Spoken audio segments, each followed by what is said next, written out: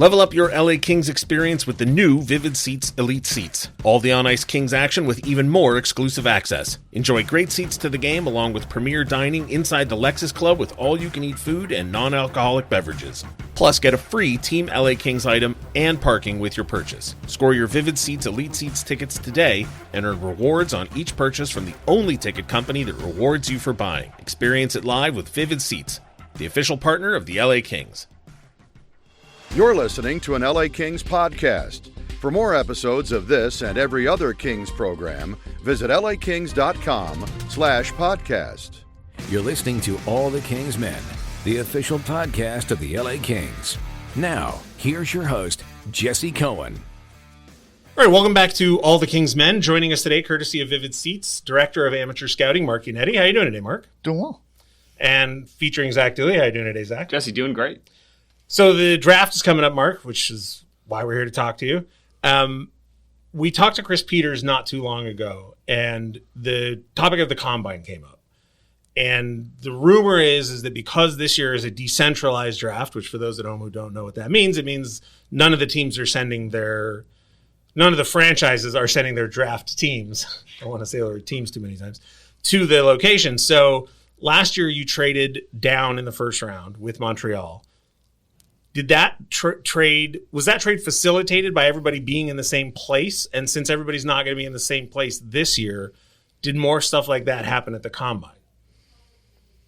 That trade last year could have been done similar ease this year because it was done before the draft. Okay. So a trade like that, the decentralized, that makes no difference. Doing it, and I'm going strictly by my experience at the COVID draft that was here, that was decentralized. Making trades at the draft was harder. It was a more convoluted process. It certainly wasn't smooth. And, the NHL was trying to figure it out the best they could, but it was really tough to enact trades during that time. And when things start getting a little wonky, like when we traded up to get Fagemo a couple drafts ago, it got a little screwed up. Like they're like, okay, so because we're talking to them on the phone at our table to their table, and like, okay, so let me get this straight. It's this pick for this pick. I'm like, no, it's and you want to do that? And I said, no. So I just walked over and sat with Trevor and Berge and said, this is, and okay, and then I go back to the table, and then they said, we'll let you know. We're going to make our first pick. We'll let you know if the second one is available. And then they call. So that would have been tough. It's like the telephone game, kind of. So that one would have been tougher. I anticipate it being smoother since they've had one draft to do it. But the in-draft trades will be a little harder, I would expect. When you're making a draft or trade at the draft, do you want to be the person who makes the phone call or who answers the phone call? My personality, I want to make all the phone calls. I want to be the one in control. I struggle sometimes without being in the passenger seat or whatever. When Tampa won the draft lottery, we would have taken Drew 1. That was just how we had it, and I was pissed. And Dean's like, "What do you care about? We already know they're taking Stamkos." I'm like, "But I want to make the pick. No, I don't. I want the Kings to draft who they want." Not to have them fall to us, even though that's who we would have wanted. It's just the feeling or it's a control thing. Last year, you guys did move down. You did it the morning, of day one. Does that give you, I don't know if it's confidence or like something to look back at? It's like, okay, we did this and it worked. Or is every draft always going to be different? Even if something maybe worked last year, it doesn't mean it's going to work every year going forward, or is it maybe the other way? Well, both. It gives me confidence whenever we come up with a plan and create a procedure. And, so the whole structure of last year gives me confidence because we created a plan. We ran through, it could have been 50 mock draft scenarios. And then Hayden and Volman and Paul probably did another 50 just on the computer, that I didn't see. And every scenario, every single scenario came up with someone in our tier. Not the same guy, but we got someone from that tier in every scenario. So that gave me high level of confidence. Then we enacted the plan, and it worked just like we thought. Now the odds of that happening, of every step happening, are slim, but that process gives me confidence to go forward. Now each draft is different. As I said, going back to Dean, Rob, I would almost move back sight unseen in every single draft. There's some, obviously, there's some you would, but if I had an overall mission statement, it would be, I don't care where we're picking, I want to move back. Now, if you go back and you say, okay, we're not moving back in Doughty's draft. Okay. But, I just think there's almost always, more value in getting higher, even if you move back a little here, getting higher picks. And, and other teams may think different, but I said almost in all situations, I would move back. I want to get back to the combine in a second, but you mentioned mock drafts and you just said what you just said. And I'm curious, when we were talking to Chris, this thought occurred to me. It feels like with the draft, you have to be playing Jeopardy and Family Feud, right? Like you have to know the answers, but you also have to know how everybody else would answer. How much of your confidence in your plan at the draft is time spent trying to figure out what everyone else is going to do? Because I'm assuming part of the reason you want to move down is that or you are confident that you know how other people would pick, and that gives you a better angle at getting who you want to get, knowing what will be available. Yeah, it's slightly less poker like that. It's slightly less reading the guy at the table. I do know, historically that Carolina wants to move back. I do know historically that they take a certain type of player in certain areas, and really almost the whole draft. And again, they're intelligent and slightly analytic driven in how they do things, which makes it easier to predict what they're going to do. That doesn't mean I can tell you the exact player they're going to take in the third round, but I can give you a profile of the player they'll most likely take in the third round. And more often than not, much more often than not, I think I would be right. But it's not as easy to predict all the teams because there's a lot of traditionalists. There are some that are traditionalists with a slight analytic flair. There are some like maybe Pittsburgh that are more analytics, but there's a strong traditionalist value. But let's just take last year's first round, for example. I'm assuming when you made the trade with Montreal, you felt confident that even if it wasn't Greentree specifically, somebody you wanted would be available in that window, even if it was a different player. You knew that there would be 3 out of 4 or 4 out of 5 or whatever it is. But you would have to have some level of confidence that you had a pretty good idea how the first round would go up to that point. We did.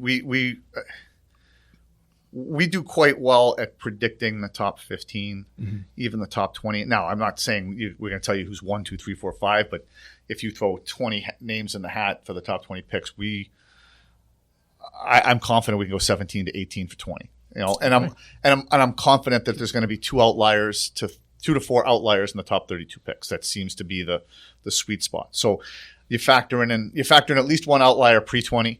You factor in an outlier between 2025 and then maybe 2 outliers in that area. But we of the guys who went, so I think Montreal took Haig. There was another player we had in that tier that went really early. So I won't say his name, but and then I think Solberg, they traded up to get Solberg. I said, I'm not trying to give away the tiers, but there were some of the names I don't mind saying were in the tier. And then there were 2 names that came up in all of our mock drafts. There were 2 names that came up more than the other. I think there were 2 names that came up in the 90th percentile that were there at that pick, or maybe 85th. And then there were another 15% were the names like Haig and Solberg, and then one other name came up in that area. So we were confident it wouldn't be Haig and it wouldn't be Solberg, although there was a chance. And we were highly confident it would be Greentree and one other player. Those were the 2 that were there the most, and I won't say the other player, but Greentree was there. So in terms of reading it went very, very close in terms of who we thought would be gone. Like again, all the guys we knew the D would be gone early. All those D we knew. So we were as I said, it's a calculated risk, and when I say it's a very calculated risk, the amount of projections and things that go into it are. Again, like we do 50 ourselves, and then the computer has to do 1,000, like a million. So now it was the first time the Olympics guys. They were happy last year, right? Because I've been trying. As I said, this is my person. I've been trying to convince. It's easier to convince guys to move forward like it's easier to move up for Toffoli. It's easier to move up for Pinelli or Hellenius or whoever. It's easy to move up because you're moving up for a specific name that obviously a lot of scouts like. So it's easier to convince Dean or Ron.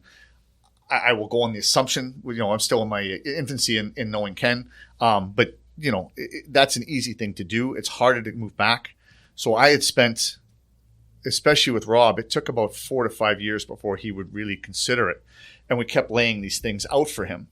And then when they started to be right and we started to be able to, repeat those predictable things, he was more and more comfortable. And then last year was the culmination of that comfort where it allowed us to do that. Analytics guys are in the room the whole time, just I won't say what they're doing, but they're walking around like they had some swagger when they're walking around. So when everybody left, I had them in. I go, hey, just so you guys can have some of the same trepidation I have.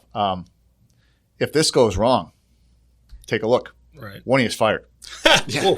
Well, I'm just saying. I mean, if this goes wrong, that's the worst case scenario. It could be me. Like if Greentree hadn't been available, is that what you mean by I'm not saying that there weren't two available, right? But if someone from that tier wasn't available, tiers, right? Now, fired is a strong language, but I wanted them to have some of the because this is on. I said the best case scenario is you're just never involved. There's no more analytics guys involved in this. But like if you do this once or twice, like I'm not forcing this on, but I'm, if this goes wrong, it's my ass. And guess what? If it goes wrong for me, it's going wrong for one of you guys. And then the room, that was it's obviously hyperbole, but I wanted them to have some of the, rather than the Disney World ride, it was, there's some fear that goes wrong. Some stakes in it. Well, as I said, you're on an island, because if you lose a tier, don't forget, if you lose, you could lose 2 tiers. When we took Woolley last year, we had 4 tiers in front of him go and 5 tiers behind him go. So analytically, I'm not sure I follow. So our draft list, yeah. Right? Our draft list is 1 to whatever you want to say, 1 to 200. So we had the players in front of Woolley, like 25 players in front of Woolley, split into 4 tiers. And then we had 30 players behind Woolley, split into 5 or 6 tiers.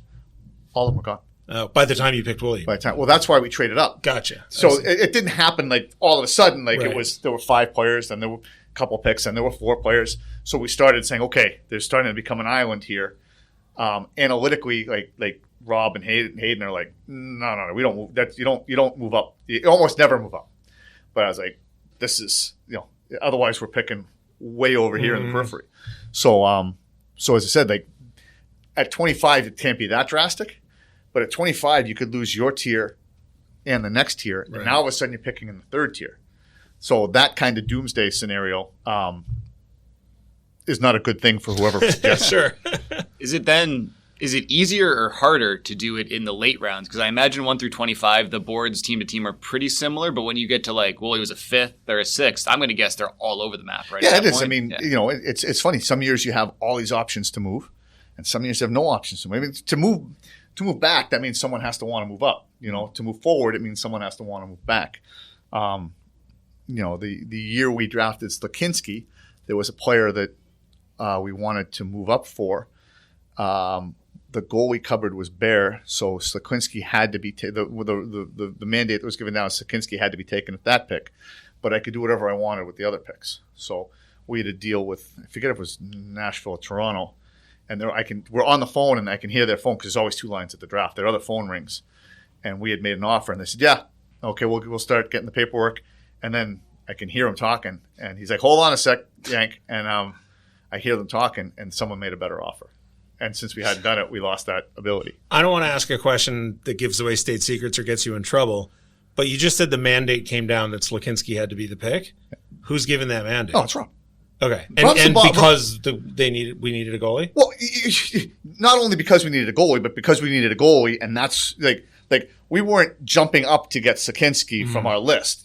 There were a couple of players in a tier or one tier. You can, if you have a tier for us, you could. If there's 5 guys in a tier, you could pick the guy with blue eyes. If you're in a tier, we're saying they're so close. This is the order. 1 to 5, but they're so close. You could use any determining factor. You could take the biggest player, the smartest player, the fastest player, the best character player.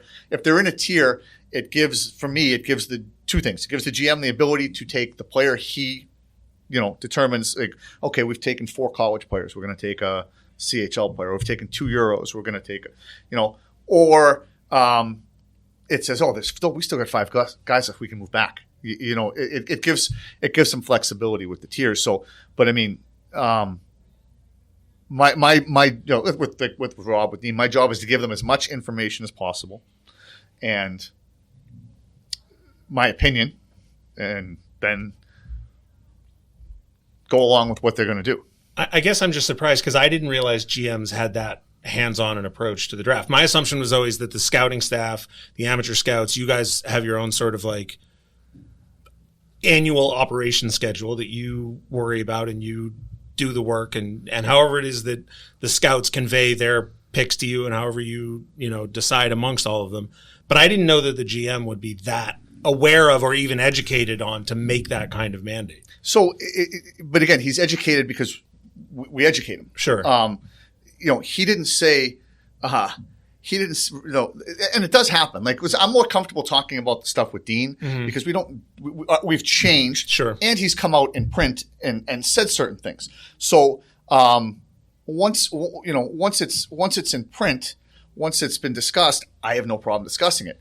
Once it's different, once we have a different methodology, I don't mind discussing some of the previous stuff. So I always go back to talking about Dean because it's in the past, and right or wrong, I mean, Dean is very verbose and will say so. Again, it's no surprise with the Tubert pick. He overruled the staff. He watched us get beat up year after year after. I don't want to say I was close, but Dean and I had more than words at those meetings, and he's gone. He said Tubert's going to be taken from this point in your list and put here, and that's the end of it. So, we can argue that point up to that's the end of it, and that's what we did. And so, I mean, there's situations like that where it's absolute control and overruling, and then it's like again, the situation I'm talking with Rob in terms of Sokinski is we have a bare cupboard in terms of goaltenders. We went from a position of absolute strength to a position of absolute weakness in 3 years. So he's like, in this draft, we want to get a goalie in the right area at the right pick if the right guys are around him. So Rob doesn't come in and say, hey, you're taking Sokinski or you're taking a goalie or you're doing this. He's like, the structure of this draft, if it presents itself, we want to take a goalie. So you had in that draft, you had Hrabal, Augustine, Guyan, and then you had a couple other guys. We had Sokinski pretty high. I'm willing to bet higher than anyone. We knew we had no chance at Hrabal, and based on the way the draft goes, our projection, we thought all 3 of those goalies were gone. The only goalie we had high that we thought would be there at one of the picks we could get to him would have been Sokinski. So in the draft, we're thinking, okay, 4th or 5th round, that's where our list is going to break, and it certainly did. And I said we had a tier with, I'd have to go back. We had a tier with 3 to 4 players in it, or 2 tiers with I think 5 players in it, and Sokinski's in one of those tiers. He becomes the pick there. So as I said, you're not jumping. That's happened in the past too, but you're not jumping layers. You're not jumping tiers. You're not jumping players. It's a subset that's tightly woven together, and you're picking. We need to get some goaltenders in the system. It's not you've got top 3 wing available and goalie 2 available. So that's kind of how the GM does. But again, as I said, I've been there where I've been strictly overruled. I've been there where I've been heavily influenced. It's usually earlier in the draft where the GMs have, but as I said, and I've heard people complain about it. I've heard people. I mean, if you want to make the decision, be the boss. Like that's how it works for me. So it's nothing that I've ever had an issue with. As I said, if I disagree, I've given my opinion, and there's been plenty of times where as I said, where I've seen the GM influence it in the right way. The easiest way is to talk about the wrong way. Sure. Because that's Slakinski's looking like it worked out all right, though. Looking okay. Yeah, certainly. Looking pretty good. So you said earlier with Kenny, you're kind of in the infancy state, right, of learning and building that relationship. So how hands-on is he at this point? Is it so, like, he wasn't in the league as a GM last year, right? So I'm guessing he's not fully where you guys are with all of the intel you've gathered over the years. So is it just a straight-up learning process? Like, what's kind of his involvement with this draft? The learning process won't happen for a while. Kenny's in here for a purpose. Like, Kenny's not working for the LA Kings for the long game. He's here to help us win a Stanley Cup, arguably in the next few years. Maybe, God willing, more. But so his job is to come in here and turn almost their team into a contender, true contender. Which means that the focus for Kenny is not the amateur side. So I've had some discussions with him. He was at the Combine. He sat in on a bunch of players, more so the higher guys, just so he would understand who our potential pick would be. But in terms of this, and Tyler's been there too. And Tyler's done that job on the amateur side that I do. So we've had some discussions. He's given me what he likes, but in terms of procedure, and this is very hands off. Very little influence so far, other than this is what I like. This is how I want to build a team. This is the structure I like. But in terms of specifics, it's been. His job right now is more pressing elsewhere. This is the third general manager that you've worked under now. When you started and Dean Lombardi was started, the team had no history of success. And you guys were building something basically from flat ground, right? Like there was nothing really to work with and no legacy to answer to, right? You're just starting over. Then, Dean Lombardi is relieved. Rob Blake comes on, and you sort of move into like, okay, we're going to try and see what's left. But then we all, with an eye towards I think Rob Blake has talked about this, it was understood that eventually some sort of restructuring would have to happen. Now, as you've said, Ken Holland is brought in, and there's no rebuild. There's no, blowing it up. It's a very specific, okay, we've reached the playoffs 4 years in a row now. We're trying to make the next sort of quantum leap in competitiveness. You've having sort of seen every version of mandate from upper management. Are you now more qualified, more experienced to deal with this? What could be a tonal shift in, messaging from upper management?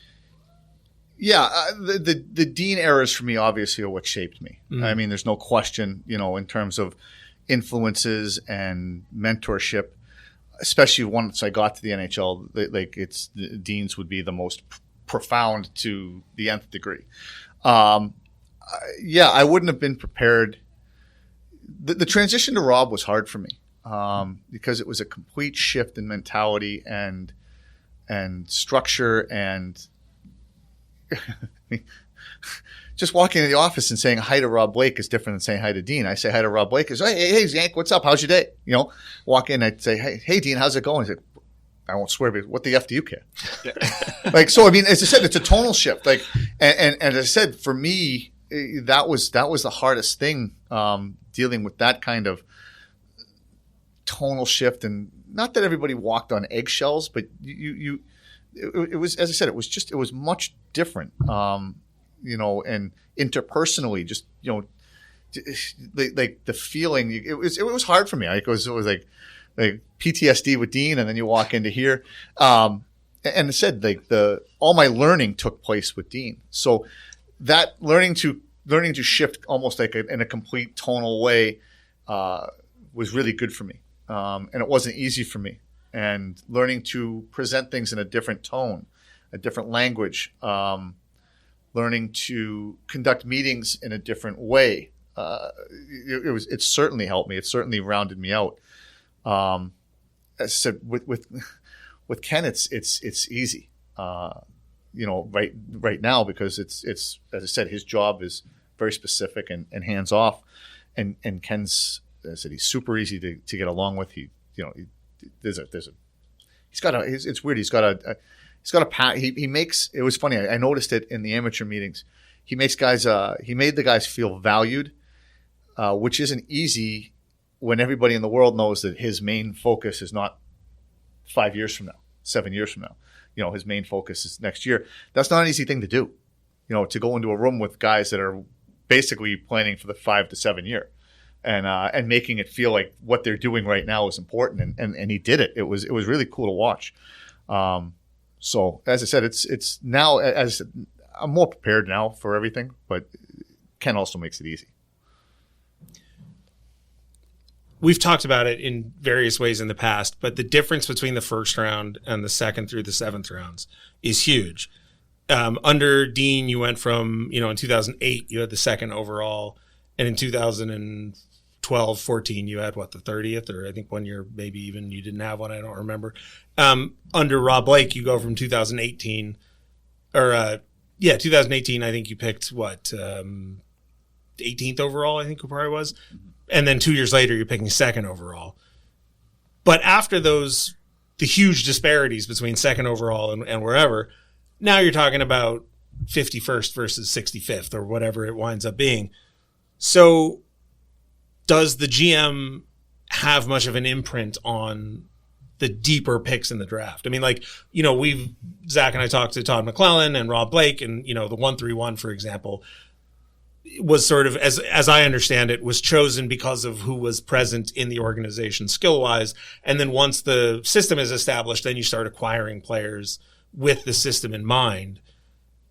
Obviously, the 131 has been, ditched for the 122, but does that kind of down the road thinking even come into play when you're talking about fourth, fifth round picks? No, as I said, I mean, things change so drastically. We went from my first year in LA, we went from the worst defensive depth in the system, prospects and in the whole NHL, to 4 years later, the best.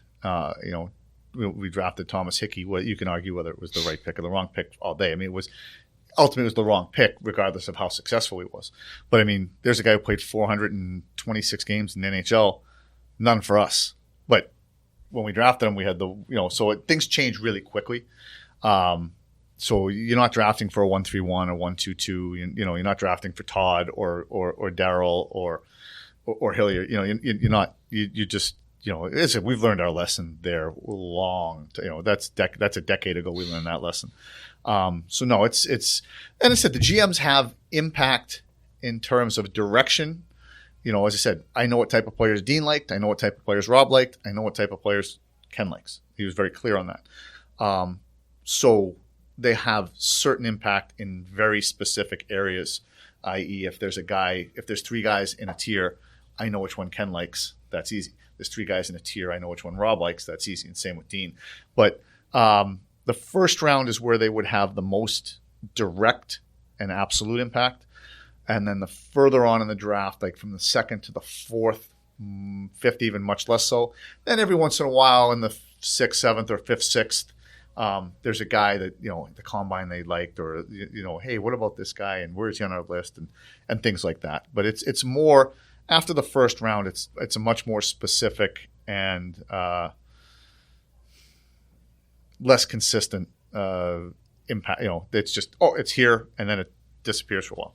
You said you like being in control, which I totally understand as a control freak. Ken Holland said that he's going to leave the draft to you, at least this one, right? Because he's just been hired.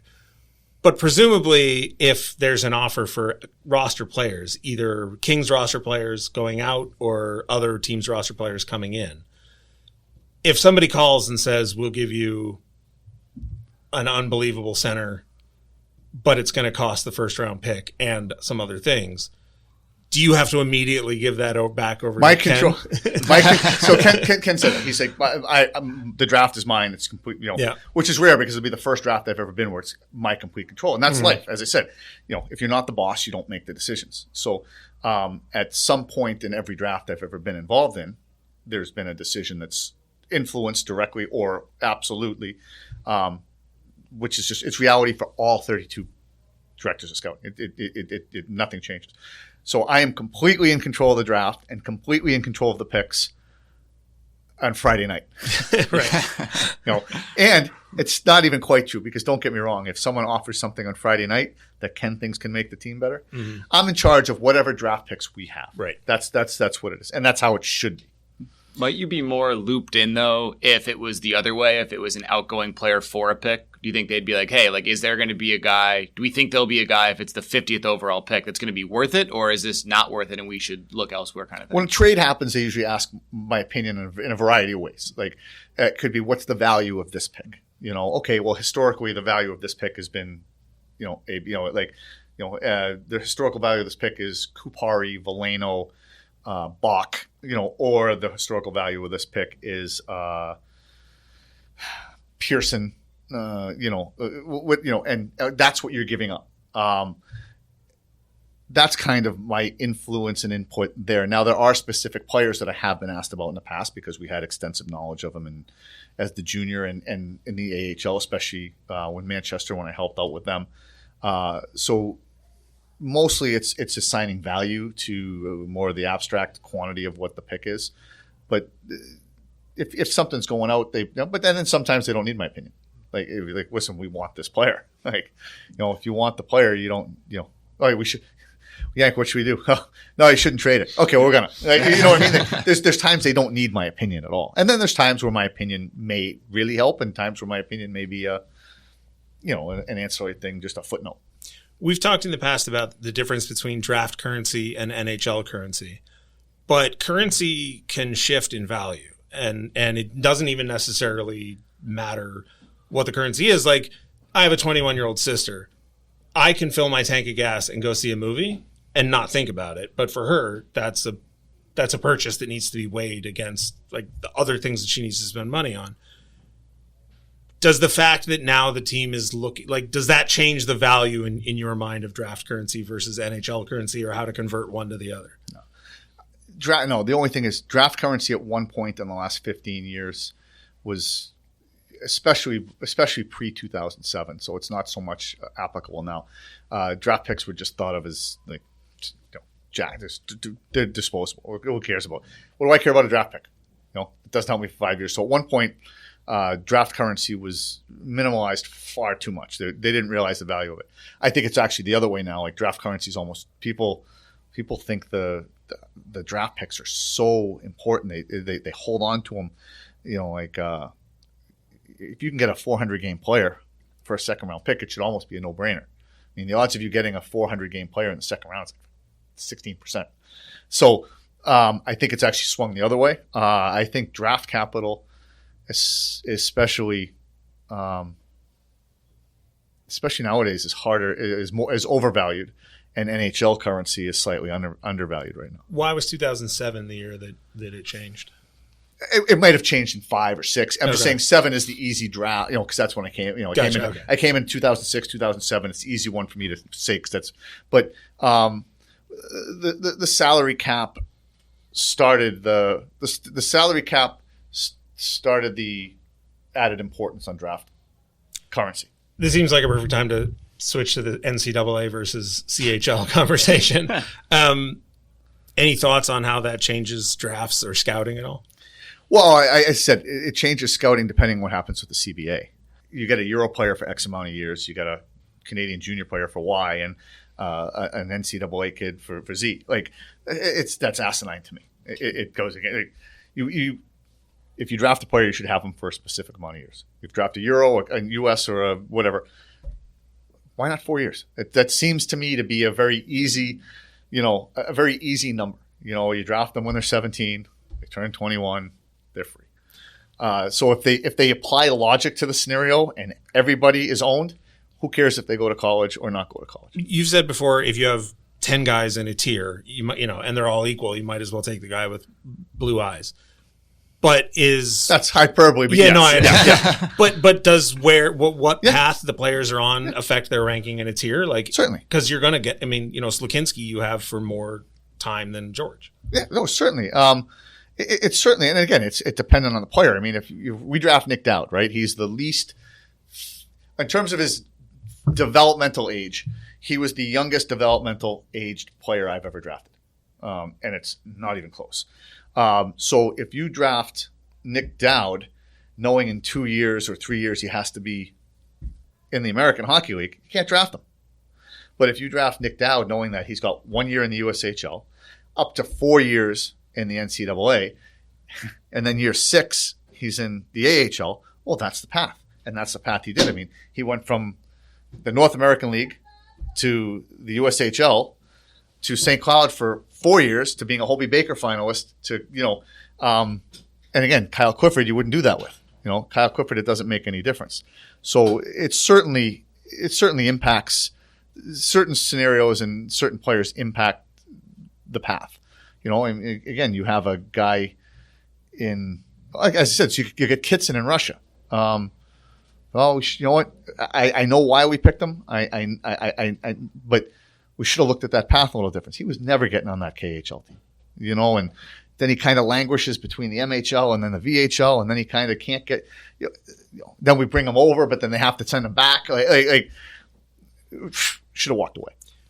It's like a Liam Greentree, almost the opposite of that, where you maybe wish his path could be a little bit steeper in the Well, there's the you want that one every 4 years or every 5 years. You want the one where they think of the exception rule in the CHL. If you draft a guy every 5 years, you get you get one exception. Send him to the AHL free card. Yeah. But as I said, it'd be nice to. It'd be like, what's Greentree going to go next? Go there and get 125 points, 130 points? Great. It happened with Shen. We sent Shen back to work on his defense. They don't want him working on his defense. They want him getting goals. So we sent Shen back, and he tore up that league. And then we bring him to the AHL, and we got to teach him the same things we had to teach him the last year. But that's not happening. So, but yeah, it would be nice to have that ability. You mentioned Thomas Hickey playing 400 plus games, but none for the Kings. The number that gets tossed around a lot is 200 games. I know that the Kings have a very strong record as far as drafting players that wind up playing 200 games, but a lot of them don't play those 200 games for the Kings. Zach and I were running down some of the names, Middleton, I can't remember who else I mentioned. Brad Zinski or guys like that. I could give you all the guys. Yeah. So is that when you're self-evaluating, obviously you have no control over how long the players are held within the organization or what their development track is. So do you see those as unquestionable wins for your scouting staff that you were able to correctly select guys who had NHL careers? Or is it, a whiff because their career timeline was longer than you might have projected? It's more nuanced than that. Okay. So in terms of my scouting staff, okay, on a macro level in a vacuum, 200 games is easy. But I got a good analytics staff, and I'm intelligent enough that, it's like polling. What do you want the answer to be? I can certainly steer it that way. Poor drafting teams will steer it to the one game. Oh, if a guy plays in the NHL in a game, he's a success. They look at what there is. So 200 games is a really good, easy benchmark. If you play 200 games, you're a successful player. You're a successful pick. Now you can go. You can go draft efficiency. You can go. So for me, it's a multi-layered approach. The easiest thing to do is to look at it on a macro level, and I like the 200 game approach. The 200 game approach. If you draft a player not in the first round, if you draft a player who plays 200 games, it's a double or more every day of the week. Then if you go with that approach, you got to go underneath the layers a little bit. So we got a 200 game player. Did he play 200 games for us? So that's the next question I ask. He played 200 games for us. It's more than a double, because for every Jordan Nolan, Nick Dowd, Martinez, King, Mikey Anderson, if you want to go forward to this, Roy, like that, like LaFerre, even in the third round, those picks, not only do they help your team, the amount of money they save you in AAV and going out to get a player cannot be overstated. The more young players you can have on entry-level deals, it has a cumulative effect on the whole team. So that's the second thing. Are they playing for you? Now, the third thing is, if they're not playing for you, what did they get you? So Middleton's a fail. It's a 7th round pick because Andy's a higher level defender now. Like, I mean, he's a $4.5 million AAV guy. Like he's a D4 on any team in the league, maybe a D3 on some. Oh, Andy provides that heaviness that everybody's looking for in the playoffs. So for him, because you mentioned him, like, he's an easy fail, not amateur scouting wise, but partially, but organizationally. Fail because you could have taken him higher? No, fail because we've got We didn't do it here. we didn't do it here, and we got nothing for him. Right. We lost him on waivers. But that's not on you per se. It's not everybody. Okay. I mean, there's you want to assign blame, we can give percentages, but as I said, could we have made a better case not to walk away? We liked them, obviously, you know. But I said there's failure at every level when something like that happens, you know. And sometimes it's not. Sometimes it's just you can't fit them in. So there's issues where it could happen, and you know what, no one could have foreseen it. No one, you know. But as I said, when you have a Brodzinski who played almost all of his games somewhere else, an Isamont, you know, a Middleton. On one hand, it's a successful draft pick, but on the other hand, you didn't get because now they're NHL currency, right? You didn't get value for them, and they provided value somewhere else. But then you say, like, okay, well, I mean, again, as much of a failure as the Tubert pick was, well, he first and Tubert turned into Penner, so there's some salvageability there as well. It still doesn't, you know, excuse the pick or the blame or whatever, but it's now mitigated. You know, like a guy who played 19 games in the NHL, you got something for, and a guy who played 400 games, Ticky, you got nothing for. There's various levels of how you can find. With the 200 game, that's the easiest way. You go all those layers. Then you can say, well, how many playoff games? How many points did they produce per pick? But then again, look at what's your average pick. Like, if you know, since I've been here. And again, I like the 5 to 7 year scale based on the analytics. A guy, you know, if you take the first round away, the odds of a guy playing for your team is slim before the 5th year. They make it the 5th, they ingratiate, they integrate themselves into the team the 6th, and they produce the 7th. That's kind of people have the attention span and immediacy of this iPad stuff. Like it's not 1 year, it's not 3 years. You know, look at the numbers. It's 5 to 7. So, you know, you're looking at that, and you could say that's how you get some of those mistakes where you let them go too quickly or stuff. But that time frame's good. So you take the 15-year span of, you know, up until from 2006 up until, you know, 2020, 2019, and you look at it there, like, how many points did they produce? How many points per pick? All that. And then you look at, well, we have the 6th worst starting position of drafts. Like, we have the 6th worst average draft pick in that time. And you have this. So now you can say, oh, 200 games. We have the 2nd most points produced from players in that. So there's a whole lot of ways you can look at it. You know, efficiency. I try to look at it always, but the easiest one to talk about is 200 games. Because playoffs, you could get some bad luck. You know, I mean, it's that whole argument. Like, does a guy who plays on a bad team for 6 years and hasn't had 400 playoff games at the end of his career, or 2, you know, whatever, hasn't had, you know, is that, how do you count? So I said, for each one, there's a pitfall. You get a 200 game player, you're like, well, yeah, but is he an above replacement value player? So you have to look at all of them. But 200 games is just the easiest one. Do you also have to look at the other side of the coin too, though? Like Sean Dursey was not a Kings draft pick. Carl Grunstrom wasn't a Kings draft pick. Sean Walker or Trevor Moore, young roster, like, these guys hit that barrier, and I'm sure there was some influence from, you know, the amateur scouting staff, but they weren't like a Kings pick. Is that almost, you hope for all the Middletons and the Asamons, there's the same coming in and it kind of evens out? You hope to even it out. But, you know, like Dursey's an amateur pick because obviously they had the most impact on him being one of the guys traded for. But I do separate it. These are the guys the Kings picked. These are you got Lizotte, you got Iafallo, right, you got Walker, you got all these guys. Those are amateur picks. I mean, that's who's, but they don't count for the draft success. Right. It's a separate subset, and it's an area that we evaluate our guys on. But yeah, as I said, if you want to win in all areas, but as I said, if you have a Middleton going out, you certainly doesn't hurt to have a Dursey coming in. Yeah. Let's start knocking off some questions that we've got to ask. Going to backtrack all the way back to the combine because I said I wanted to get back to it. Sorry. It's I got to stay focused. My bad. I love it personally. Simple question, and you don't have to get into specifics. Did your list change at all based on the combine? Yep. Okay. It changes based on interview. Now, our guys are required to have certain points of contact during the year. So 90% of the time, it's not the first time Chris Byrne and I have talked to these guys. And then you go down with the area guys, there's I'm not going to say what it is, but we have a requirement for points of contact, a requirement for how we do it. So at the combine, there's a very specific question, very specific method we're doing with the player. I mean, I find the combines overvalued. I mean, it's 15 minutes with people in a very high stress, high guard situation. It's the stuff throughout the year, I think, that dictates it more.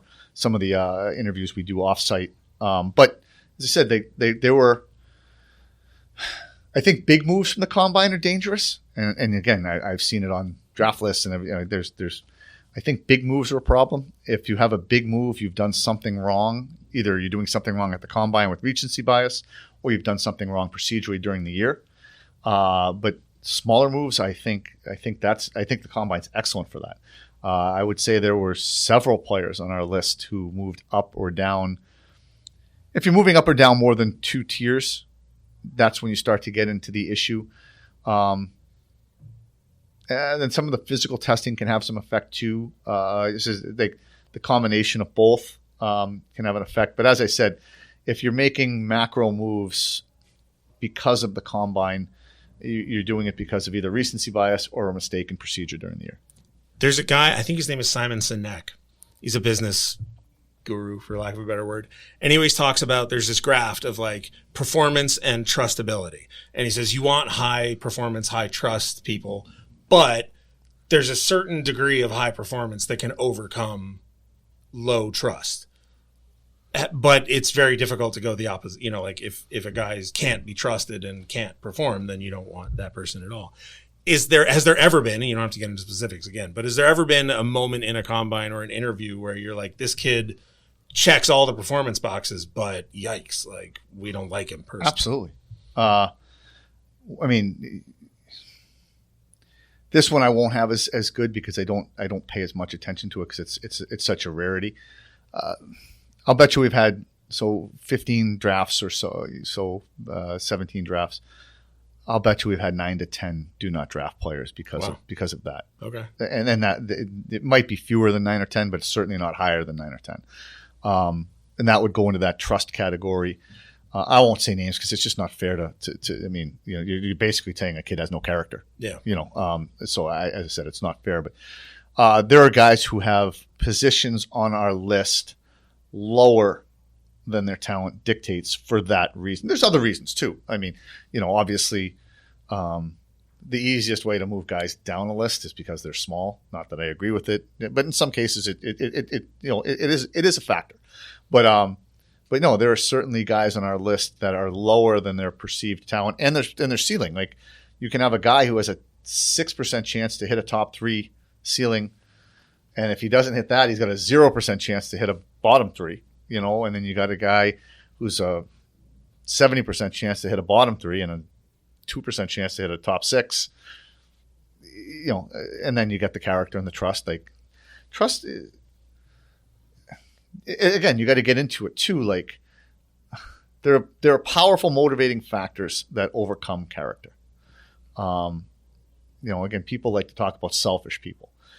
Selfish people are easy to work with. Selfish players, selfish, like they're driven by something, whether it's fame or money. Usually, the lower character guys are not driven by winning, which is problematic. But as I said, it's not. You just have to determine: is this a guy that we can?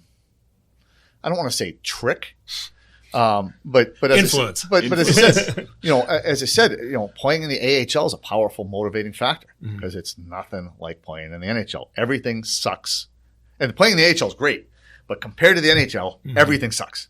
So, as I said, some of the lower character guys, you have to determine: is there a motivator? Is there a carrot? Is there a stick? Stick only works for so long, but is there a stick that you can use? But certainly the trust factor does play a part, guys, moving more down the list. All right. He's just triggered 2 thoughts in me, so I'm going to jump. So you talked about the carrot and the stick. the rhetoric around the league these days is that players can only be reached with the carrot now, that like you can't, kids these days, they have to, millennials, and although kids now are not even millennials, the millennials are, just slightly younger than me. But I mean, do you find that that's true, that kids don't respond to stick-based motivation anymore? Everybody responds to stick-based motivation. Okay. For those who are curious, we're talking about punishment versus reward. Yeah. Yeah. I mean, everybody. I mean, I don't care what it is. The fact that my dad could give me a smack when I'm 7-year-old, it certainly had less effect when I was 17. And if he gives me a smack, it's going to hurt him. No, I'm just saying there comes a time, as I said, the stick works for a short period of time, the punishment. But what I find with this generation, the stick works and the carrot works too, but there's a lot of, it used to be, especially when I was playing, do this. Okay. Sure. No. Whatever it is. Now it's why. Okay, do this, but why? What benefit do I get from doing this? So I think the punishment and the stick works. I think you have to come from the same place. I think you have to gain, you just said trust. One of the things we've done really well with our prospects, particularly, is gain their trust because we follow through on it. It's really easy to trust O'Donnell or Green or Stoll or Mike Donnelly. It's easy to trust those guys because these are guys that were trusted when they were players. These were captain type guys. These are guys that it doesn't happen overnight, but again, Michael Connell. Some of our guys made it specifically because of the trust the analytics guys, not the analytics, the development guys got from being with these guys day to day. Alec Martinez knew that Michael Connell desperately wanted him to make it. Like Wooly, he knows that OD and Greener desperately want him to make it. Like Matt and OD don't need this job. They can do a whole lot of other things, right? Well, that gives him a certain amount of credibility. Like if he's spending time with Wooly, it's because he wants to spend time with Wooly. If he's doing stuff with him, it's because he cares about him. So when the player knows you care about him, either method will work because if the player's getting the stick, he's letting you down in some way. And if there's a trust both way and a care both way, you don't want to let anyone down. Like there are people in my life I don't want to let down for any reason.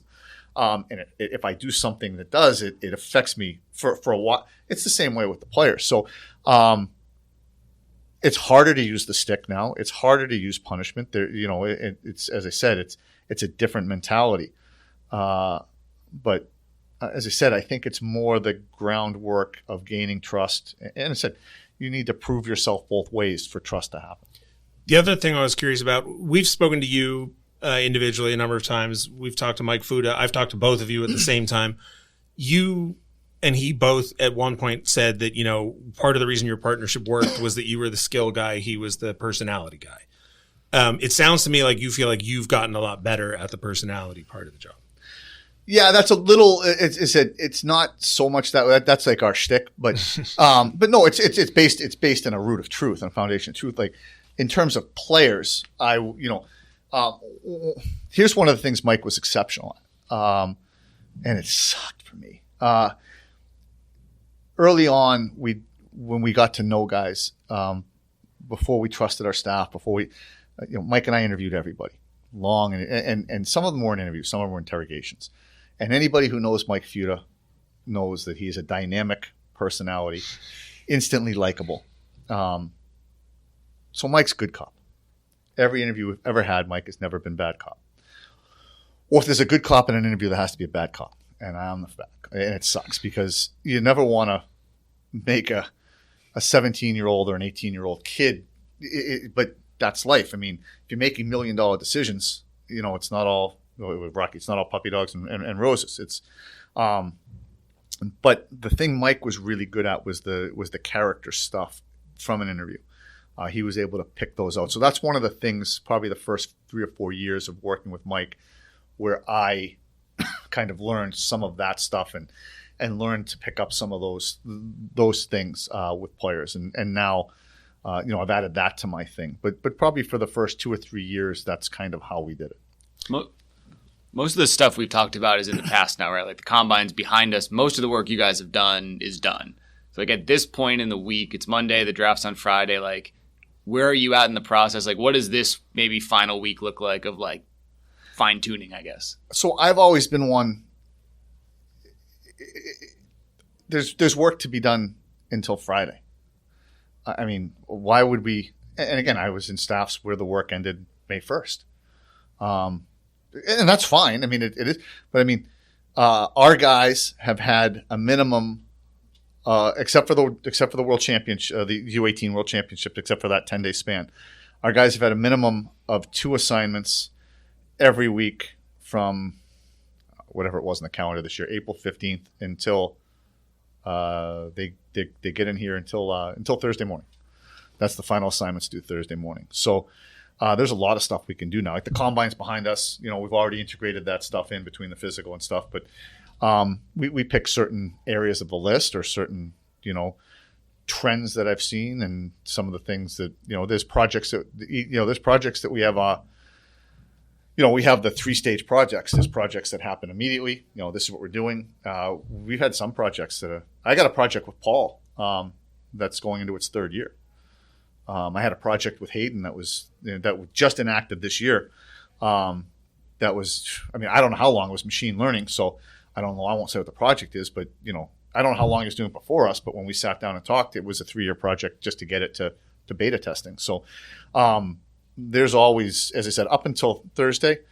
I mean, the list is done, but there's a chance a guy could move one spot. There's a chance there's a chance like we're looking at a certain layer if we're picking at 24.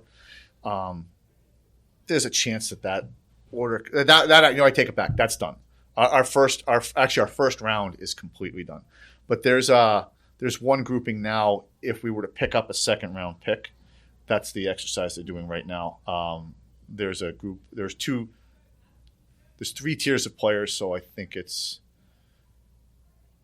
might be 12 players. Could be. It's in that group. So there's a group of 12 players that they're doing right now. That could technically change the order, and if we were to acquire a 2nd round pick in a certain area, but we're talking about like player A going ahead of player B or player C jumping to play. You know, nothing crazy. Real quick about Ken Holland. When the organization switched from Dean Lombardi to Rob Blake had never been a GM before, so you might have had personal interactions with him. He was an assistant general manager. You might have known him by reputation, but his preferences, there was no track record to base it off of. Ken Holland's possibly the longest tenured GM in the league. I mean, like he's got a track record, and Tyler Wright does too. When the announcement comes out that Ken Holland is the general manager and then Tyler Wright winds up getting hired later than that, does past interactions that you've had with them in a professional setting, not to mention their track record, give you a sort of just a sense of what to expect moving forward or what they might lean towards? I was more well-versed with Tyler, especially because, you know, in the circles we ran and the various people that knew him, that had input on him, and again, I've talked to him over the years. It's you know, it's pretty easy to talk to me and know what my personality is. It's pretty easy to talk to Tyler and know what his personality is. In terms of, I look at everything. I like information. Like, you know, I would have studied Ken's drafts regardless of whether Ken was going to be a GM here. I've looked at what Dubas did. I look at what Mark Hunter's done, not only in Toronto, but even in London. I like looking at that, but until you sit down with somebody, like, because the thing is, like, they could have taken 5 guys over 6'3", and you're like, oh, they like big guys, except the guy on the head of their list could have been 5'10" right. Each time, and he went right before him. So as I said, like, you know, I like information, but you got to realize that there's a context and a subtext to all information that you can't possibly glean. So I can learn more about, like, Tyler. Okay, well, we took this guy. This is who we were deciding between, and we actually chose this. Okay, or we were going to take this guy. He's who we really wanted, and he gets taken 2 picks before, so we got to transition to this. So the conversations with me, and I've had more conversations. As I said, slightly more with Tyler right now, but the conversations are where I think you really glean and learn why they did something rather than just looking at the macro. At the risk of sending us off on another side tangent, sample size is something that fascinates me, and you just kind of brought it up. And I've seen conversations that are like, well, the Kings have drafted X amount of players from the CHL, X amount of players from the NCAA, X amount of players from the European leagues. And all I can think every time I see it is, so what? Like, I don't know who else was available. I don't know who was taken. I don't know. Maybe, like, somebody said, would you trade Byfield and Clark for a second overall pick? And my first question was, well, who's the second? It was just a hypothetical. Okay.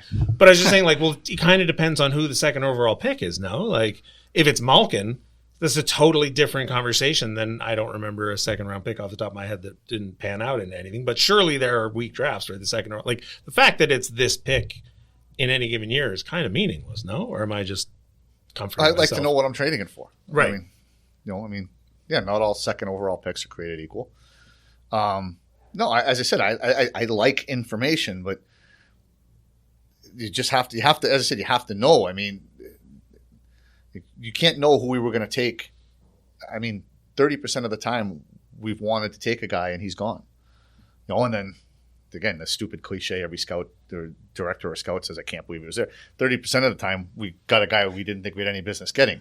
Well, sooner or later there's just so much underlying stuff. It's the Titanic, right? It's the iceberg. All you see is that. So yeah, as I said, I like information, but the sample size is important. I mean, again, it's one of the reasons that most of our analytic projections and a lot of our scouting projections are D+5.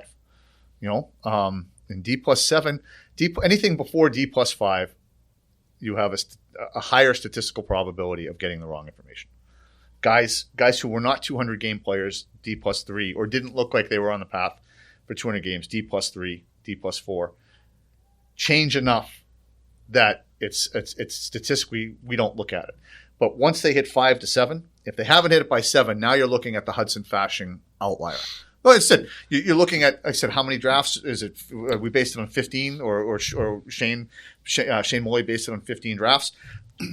You look at the Hudson Fasching factor. There's only, I think we had a discussion about it the other day. There might have only been 3 of those guys alive. So at draft +7, you're 100%. You have a high thing. At draft +4, not so much. So as I said, sample size does matter. Everyone likes to, I don't know, grade a draft. Like they always like to say, this is a strong draft, this is a weak draft. Usually it's people who aren't really probably looking at the same information that you guys are. Like you said, the first round work is basically done. Like, not to say is it a strong draft or a weak draft, but like, do you kind of feel like you have a good sense of where the tiers are, where the drops are, where the strengths and weaknesses of like that round specifically are at this point? Yeah. I usually don't like saying strong or weak draft because I think it's a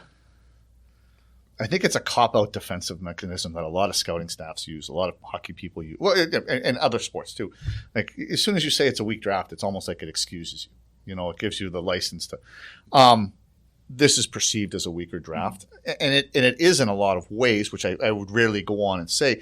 But the problem is, once you say it's a weak draft, it's kind of it's not weak. It's not that there's not a lot of high level players. For me, the weakness is, and again, it's not. It gets more homogenized earlier, and not there's almost, I won't say where it is, but there's a tier where the draft falls. And then sometimes it ebbs and flows. Like, oh, this is a much high, the easiest one is our second draft or our first draft. Those two, they were, getting a Martinez and a King that late. It's, as I said, if everyone knew they were that good, they would have been earlier. But there's a little more depth later. This draft for me is once it goes down, it just follows a linear path down rather than the ebbs and flows. It's more homogenized, but. That's why I would say it's weak because but not the quality of player isn't. It's not like there's bad players. It's just there's a lot of the same and a lot of the higher end. I think in this draft is the first round's a good first round. It's a very good first round. When I was much younger, I convinced myself that every Kings draft pick was going to be a hit. And this is like the 90s. So I'm talking about like Donald McLean and Vitaly Yachmanev. Anybody my age listening will know these names. Turns out that wasn't true. So my reaction as a sort of like buffer against heartbreak was to just say like, okay, I don't care about draft picks. Let me know when they've reached 200 games and I'll start paying attention. Now that I'm sort of, for my own professional self-interest, I'm motivated to learn more about the draft and about draft picks. I find myself falling into the same trap. I'm like, oh yeah, Ryan Conmey and Jared Woolley are absolutely going to be NHL stars someday. Like, of course they are. We drafted them, so naturally they're great. But let's talk about last year's draft. How confident are you? How good do you feel about the picks that you made and how they've progressed in just a year? I mean, Woolley obviously has done about all you can ask. Given 1 year. I'm fairly honest. I think I'm fairly good at evaluating past performance. Last year was an exceptional draft. The only thing is you get worried about goalies because of the success rate. But damn, like he's a good goalie. So as I said, like in terms of drafting a goalie, I have high confidence in terms of him versus other goalies. I think last year was an exceptional draft. I think I'll tell you one thing after, but I think that Greentree is, I said, you never know. I mean, Greentree is easy, self-explanatory. I think he's going to be a top 6 without blinking, possible top 3. He's going to score goals. He's got size. The value we extracted at that pick was high. I think Carter George. I mean, again, Owen Sound should have been picking first in the OHL draft this year. They somehow made the playoffs. He's on the track. I think he is a high probability of success.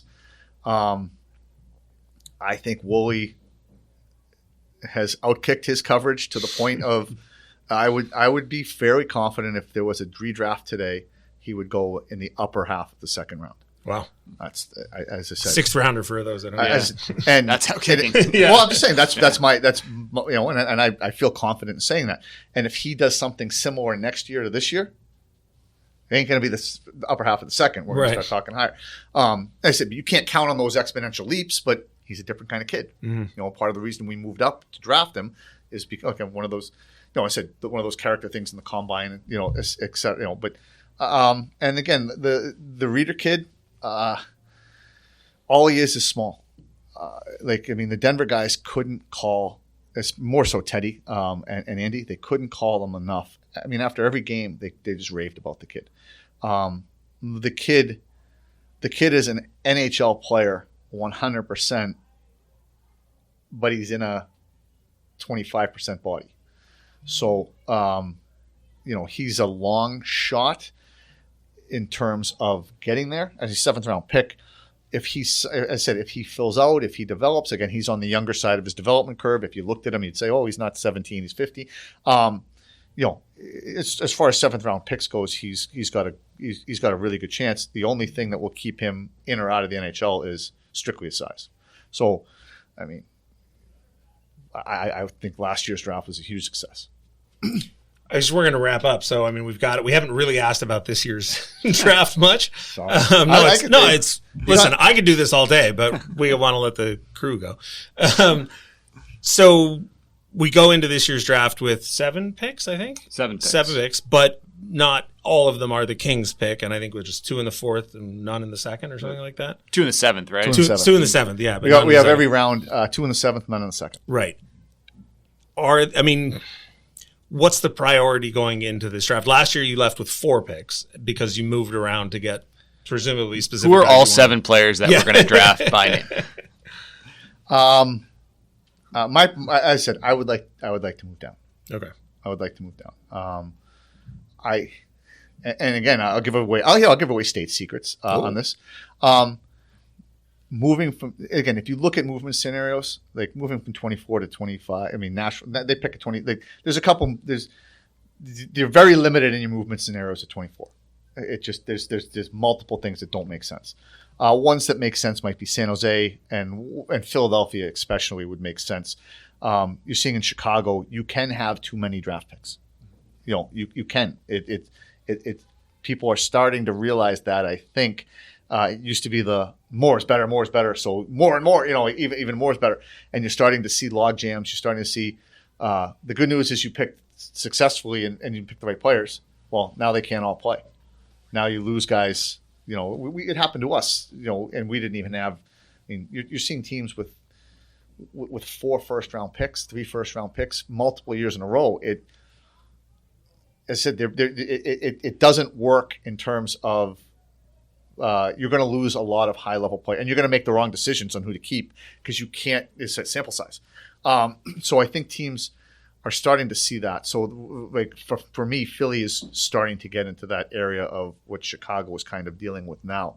So they would be a good trade partner, I think, and that the problem is if you move from 24 to 31, you might lose a tier. So for me, it makes sense for a team like Philly or San Jose to move. This is just me reading a situation. Sure. That doesn't mean that they believe the same thing. But it makes sense for me. I think there's a tier there. Some other teams might think there's 2 tiers there. Like it could be even worse. You could be even losing 2 tiers. Or then maybe a team. But as I said, I think the majority of teams would say an 8 pick, a 24 to 31 or 24 to 32, you're losing a tier. So while we're giving up that tier potentially, if you're taking a 40, 45, or 48, you're making up for losing that tier with a much higher level guy than we'd get at 88. So where we might be willing to lose it because we don't have, we've traded these guys. We've traded, I think we've traded 13 out of 39 top 3 round picks since 2012 or 2011. I'd have to go back, but it's a significant, in terms of draft picks and players we drafted in those rounds. So 33% of our highest picks are gone. So we need to replenish. We need to do kind of what Philly's doing on a lesser scale because they're later picks, but we need more. I think a team like that might need higher quality and fewer. So for me, that would be a trade partner that I would look at because it makes sense for both teams. Like it's not fantasy hockey. If it makes, I'm going to trade Gretzky for Brashear. Like if that's what the kid, let's do that. So it has to make sense for both.